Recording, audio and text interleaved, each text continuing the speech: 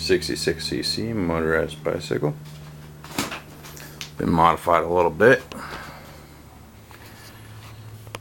Instead of the standard NT carb, we got the speed carb. There's an idle control, tickler button. Instead of the old NT style carb where all the air comes in from the bottom, this kind of channels it. I got some leaky stuff where I think I probably used the tickle button too much. Air comes in pretty much on top and bottom, scoops it in. That lets a lot more fuel in, a lot more air. You end up going through a lot more gas, but you get a little bit more power out of it.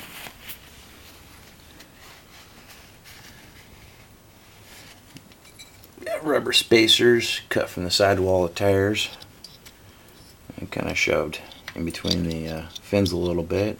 Helps reduce the vibration of the fins, reduces engine noise, and lowers vibration at high RPM, allowing you to be able to run effectively at a higher RPM. Replace the that actually worked really good. I ran it for a wide open throttle for about an hour on a 75-degree day, and it didn't seem to either melt the rubber or increase the heat from the engine significantly. It still has a fair amount of airflow coming from in between and around these little spacers. I've also replaced the stock head gasket, which is pretty thick metal. I've replaced it with I patterned a piece of aluminum off of a tin can, or aluminum can actually, soda pop can, and replaced the stock one, lowering the head down a little bit. I still got plenty of clearance in between my piston and my spark plug, so it's effectively increased the compression ratio just a little bit. Means for a little bit more power and just slightly harder to start, but it worked out pretty good so far. I just did that like 2 days ago or something like that. Haven't ran it a whole lot since I done that. This is the Skyhawk expansion chamber. It was sold on I bought it from Spooky Tooth, and it's advertised as a muffler. It's not a muffler at all. Just the sound of running this alone is probably about 200 to 300% louder over the stock muffler. So, blind riveted on some copper piping adapters. Little sausage muffler I've cut apart, blind riveted back together with some Churboy stainless pot scrubbers, and that's quieted it down quite a bit.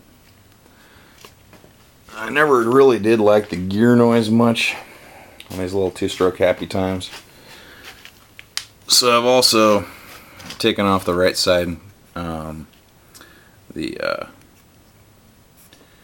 gear cover, and I've coated that with, I had Plastidip available, so I put a bunch of Plastidip, like 8 or 9 coats on there, and then I painted that to match the rest of the engine with some acrylic enamel.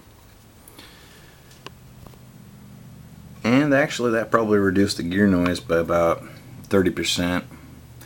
And if you keep it heavily lubed, not too much lube so you don't get lube all over inside of your clutch, but pretty decent amount of lube, that'll reduce the gear noise probably by another 35–40%.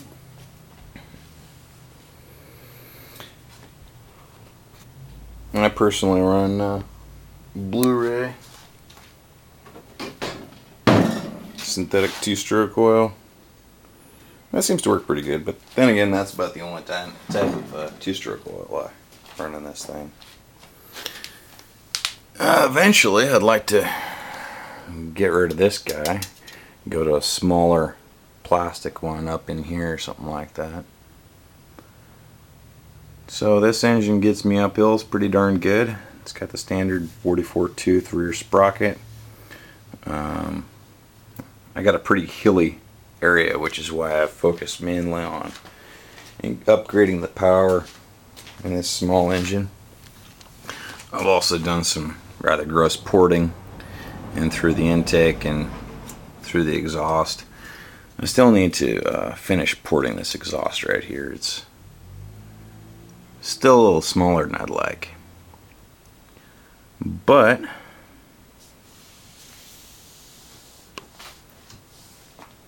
there we go. Overall, I'd say most of the modifications actually really helped. I think I probably should have gone with the 6-bike parts muffler. This guy right here, you don't really have a whole lot of pedal clearance. In fact, occasionally your foot even bumps it, but it kind of works. It's $25 cheaper, $15 cheaper than the 6-bike parts one. I just thought I'd try it out. Alright, one of the things I'd like to do next is clean up this tangle of wires and see if I can run a 3-watt LED mag light, cut it apart, fashion it up as a front mounted light, maybe run it from the magneto coil. But that's a story for another day. Alright, thank you very much for watching. Have a good day.